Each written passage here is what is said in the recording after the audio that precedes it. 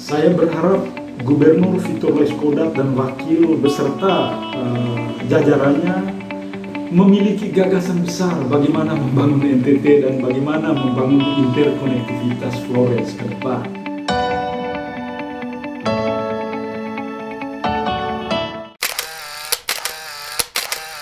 Teman-teman sekalian, salam jumpa di channel saya Ferdi Asiman. Kali ini saya mau bicara sekali lagi tentang pariwisata super premium di Labuan Bajo, Manggarai, Flores. Nah, beberapa pekan terakhir ini pemerintahan Jokowi bersama dengan Pemprov NTT sedang mendorong pembangunan jalan tol di Labuan Bajo.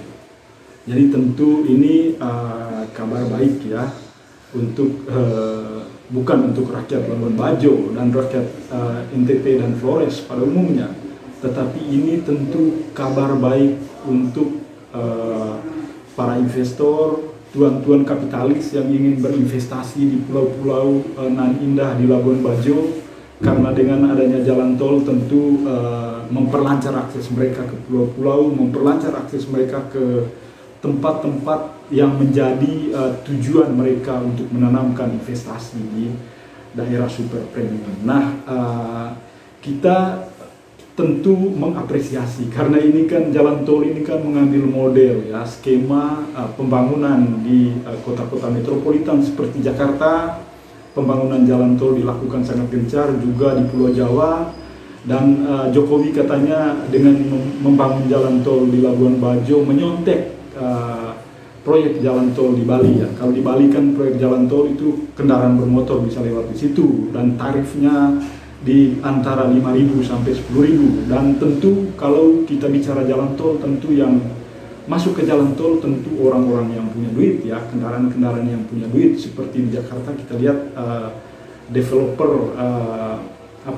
operator jalan tol seperti Jasa Marga, Waskita Karya, Vika Wijaya Karya, itu tentu perusahaan-perusahaan yang kaya dari hasil pengambilan tarif jalan tol. Nah, kita tentu dengan skema seperti itu di Labuan Bajo tentu menurut saya sangat miris ya, karena kalau kita lihat di sisi lain Labuan Bajo sebagai ibu kota Manggarai Barat, tetapi kalau kita mengintip daerah-daerah sekitar Manggarai Barat, di Terang, di Kecamatan Sanunggoang, di Kecamatan Kubus, di Kecamatan Lembor, itu jalan rayanya sangat mengerikan. Jadi betapa tidak Pemda di sana sebenarnya enggak memperhatikan dengan baik akses jalan untuk rakyat, tetapi akses jalan untuk investor itu dibuat jalan tol. Dan tentu orang Labuan Bajo mungkin bangga ya, tetapi bagi saya itu bukan sesuatu yang mewah ya untuk dibangun di Labuan Bajo, karena sebenarnya nggak tepat sasar dan mungkin menghabis-habiskan duit negara, meskipun dalam skemanya nanti skema mencari di beberapa MOU dengan BPJP itu Badan Pengatur Jalan Tol itu pemerintah katanya ingin mencari investor yang mau berinvestasi, bermitra dengan pemerintah untuk membangun jalan tol di Labuan Bajo. Saya bacakan saja beritanya teman-teman ya. Lihat ini di Kompas itu, Kepala Biro Humas Setda Provinsi Nusa Tenggara Timur, Marius Abdul Jelamun, mengatakan pemerintah pusat tengah mengkaji pembangunan jalan tol untuk meningkatkan akses transportasi di Labuan Bajo, Kabupaten Manggarai Barat sebagai daerah wisata super premium. Jadi ia mengatakan kebutuhan infrastruktur jalan tol untuk Labuan Bajo telah dibahas dalam pertemuan bersama antara Badan Pengurus Jalan Tol BPJT dengan Menteri Koordinator Kemaritiman dan Investasi Binsar Panjaitan. Kembali lagi di Luhut itu menjadi salah satu menteri yang sangat aktif melakukan lobby-lobby untuk pembangunan pariwisata super premium di Labuan Bajo. Lalu pertemuan untuk pembangunan jalan tol di Labuan Bajo juga dihadiri oleh Menteri PU Basuki Hadi Mulyono, Gubernur Victor Laiskodat dan wakilnya Yusuf Noisowi, tentu bersama sang Bupati Gusti Dula.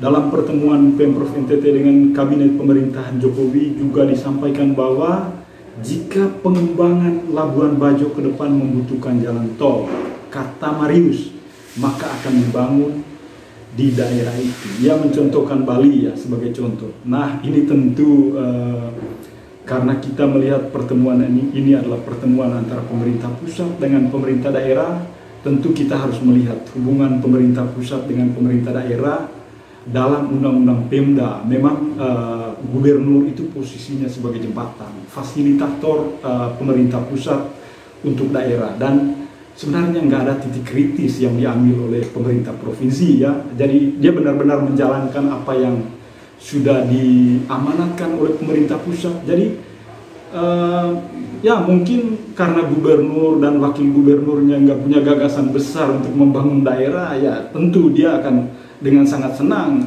membangun Labuan Bajo dengan jalan tol. Bagi dia ya membangun Labuan Bajo itu seperti di kota-kota besar ya, di Jakarta, Jawa, lalu Bali ya, mungkin itu sudah sangat gagasan besar menurut Pak Gubernur, meskipun banyak sekali kelemahannya karena di balik jalan tol itu Pak Gubernur dan juga Bupati Manggarai Barat beserta wakilnya sekarang yang maju ke Pilkada 2020 di Manggarai Barat juga tentu harus prihatin dengan situasi sisi lain dari Manggarai Barat. Jalan-jalan di beberapa kecamatan itu menunjukkan keprihatinan yang sangat serius ya.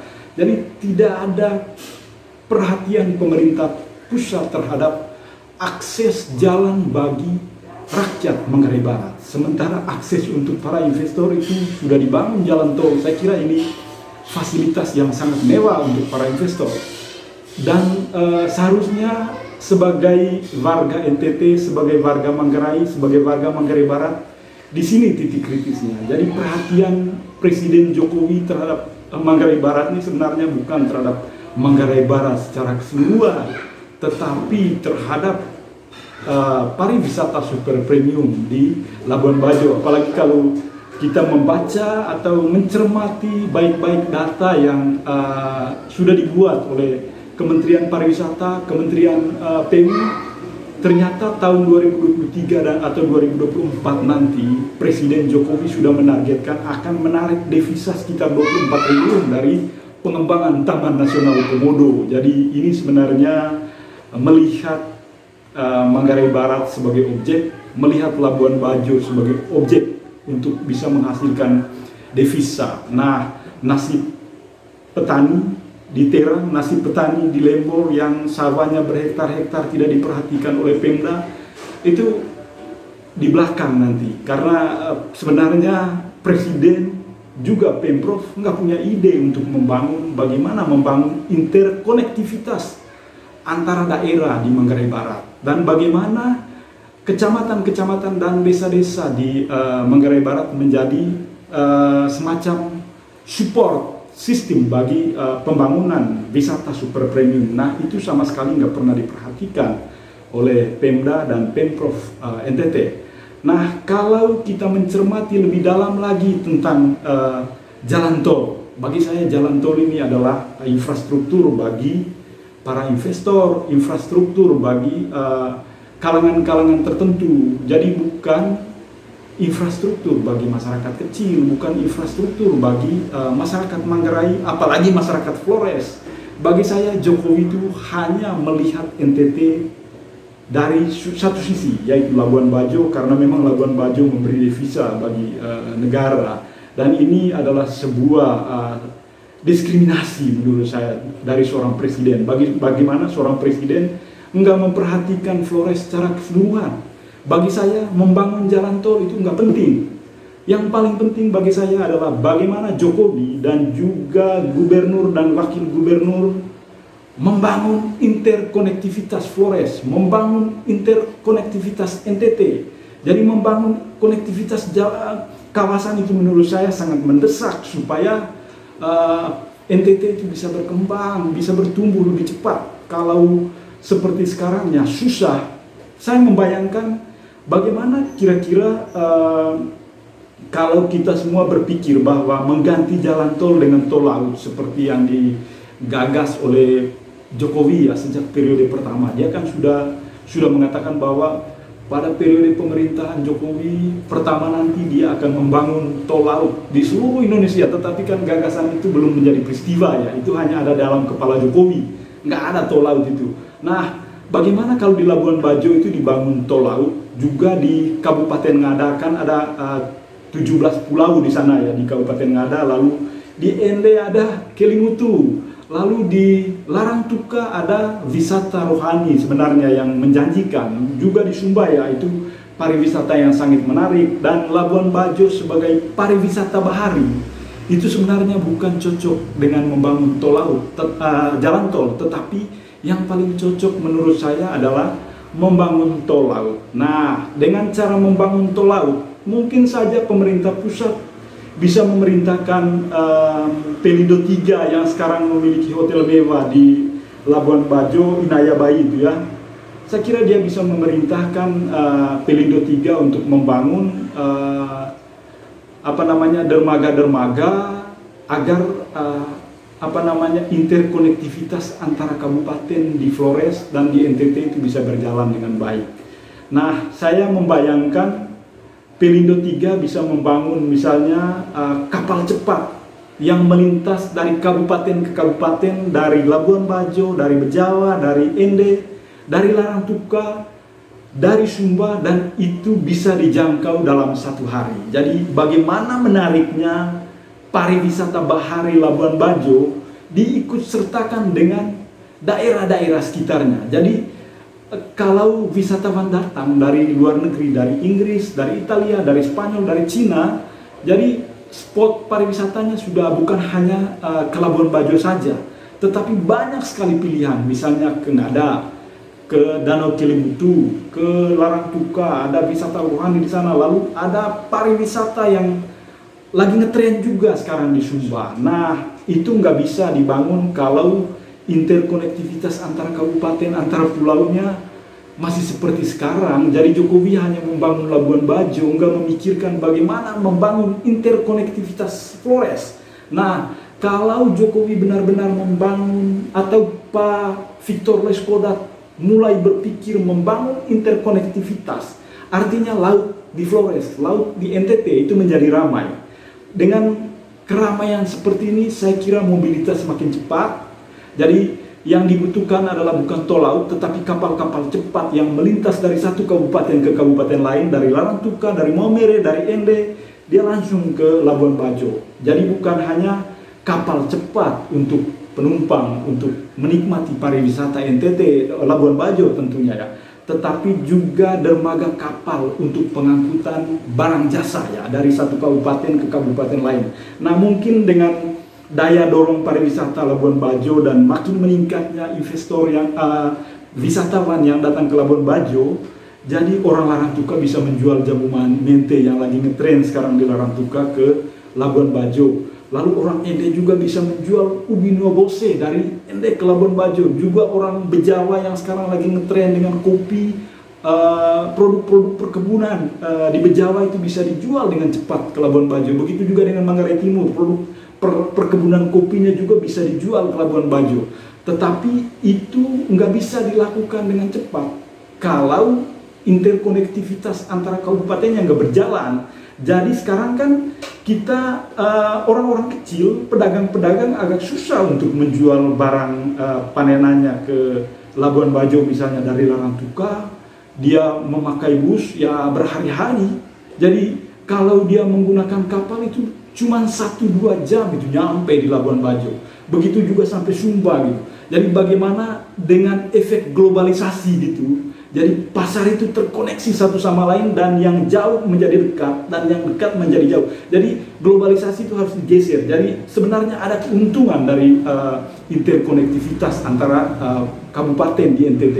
Dengan interkonektivitas ini saya kira bukan hanya Labuan Bajo yang mendapat untung dari pariwisata ya, tetapi juga Flores dan NTT, karena semua kabupaten akan menikmati itu kalau Presiden Jokowi memiliki gagasan, dan juga tentu kalau gubernur dan wakil gubernurnya berani mengkritisi kebijakan pembangunan jalan tol di Labuan Bajo. Jadi kalau gubernurnya benar, punya gagasan besar tentang sebuah daerah, dia boleh dong bertaruh bahwa Pak Jokowi mau membangun Labuan Bajo aja. Jadi yang paling penting bagi saya adalah membangun daerah saya, membangun NTT, membangun Flores, membangun interkonektivitas Flores itu penting, bukan hanya mungkin sekarang kita mengandalkan bandara udara dengan pesawat udara ya, pesawat terbang. Saya kira itu hanya untuk 1-2% penduduk NTT. Tetapi kalau kita membangun pelabuhan laut, membuat laut NTT menjadi ramai, itu membuat ledakan pertumbuhan ekonominya semakin masif dan daerah ini akan menjadi sangat menarik. Dan saya berharap Gubernur Victor Laiskodat dan wakil beserta jajarannya memiliki gagasan besar bagaimana membangun NTT dan bagaimana membangun interkonektivitas Flores ke depan. Jadi membangun Flores, membangun NTT, itu pertama harus membangun infrastrukturnya.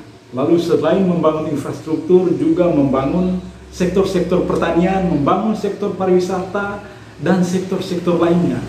Tetapi kalau gubernur nggak punya gagasan besar untuk membangun interkonektivitas antara pulau di Flores, itu menurut saya langkah mundur. Karena kita berharap dari Pak Victor ketika dia terpilih menjadi gubernur, Pak Victor memiliki gagasan besar untuk membangun Flores, jadi membangun NTT. Jadi membangun NTT sudahlah. Jadi kita mulai dari laut sekarang, karena NTT terdiri dari 3 pulau besar, Pulau Flores, Pulau Timor, dan Pulau Sumba. Jadi jadikan 3 pulau itu menjadi ramai, jadikan konektivitas antara wilayah menjadi ramai. Dengan mendekatkan yang jauh, itu saya kira membuat laju pertumbuhan ekonomi daerah itu menjadi sangat menarik bagi daerah-daerah lain di luar NTT. Kita tahu bahwa NTT ini menjadi salah satu daerah yang tidak ekonomis ya kalau bagi investor. Karena kenapa tidak ekonomis? Karena infrastruktur jalan raya nggak jalan, lalu transportasi udara dan laut juga nggak jalan, lalu akses untuk listrik dan lain sebagainya, itu sarana penunjang investasi nggak berjalan.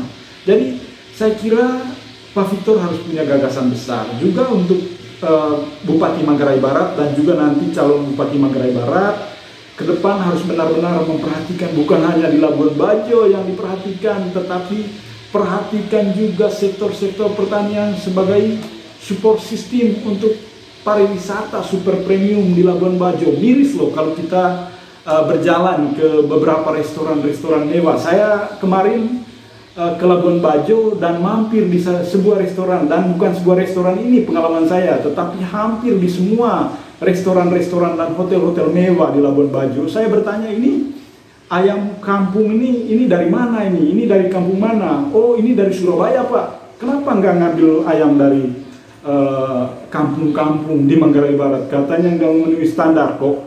Katanya wakil Bupati Manggarai Barat, dokter di bidang peternakan, rajin beternak ayam, rajin beternak kambing dan segala macam, kok hasilnya nggak ada gitu loh. Jadi ini menjadi PR besar untuk Pemda dan mungkin calon bupati yang nanti akan terpilih di Manggarai Barat. Saya kira harus memikirkan interkonektivitas antara desa, antara kecamatan di Manggarai Barat, supaya Manggarai Barat itu bukan hanya Labuan Bajo yang dilirik, tetapi Manggarai Barat secara keseluruhan. Nah, di kota-kota di Labuan Bajo sekarang pemerintah pusat bekerja sama dengan pemerintah provinsi dan daerah sudah mulai membangun ya trotoar-trotoar di dalam kota, drainase di dalam kota, lalu jalan-jalan di dalam kota.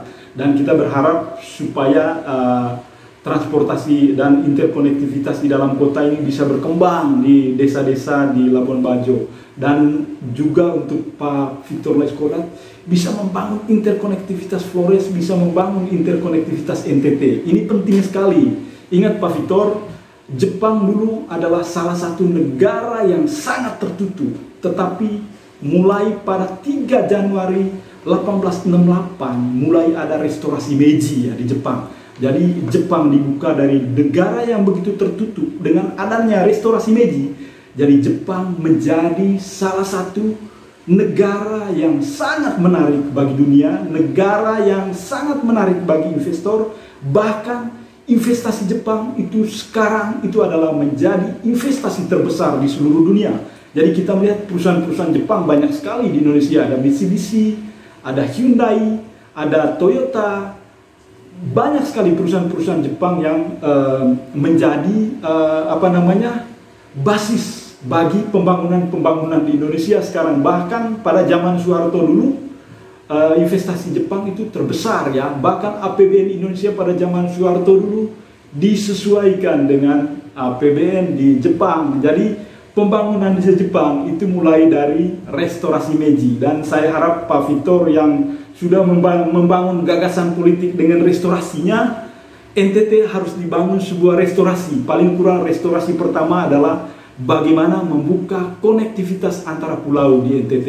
Kalau Pak Victor sudah berhasil melakukan itu, saya tidak ragu Pak Victor bisa menang untuk periode kedua tahun 2023. Tetapi kalau enggak, Pak Victor pasti akan agak susah untuk bertarung memasuki periode kedua nanti. Jadi teman-teman, sekian dulu. Jangan lupa like, subscribe, dan komen YouTube saya ini.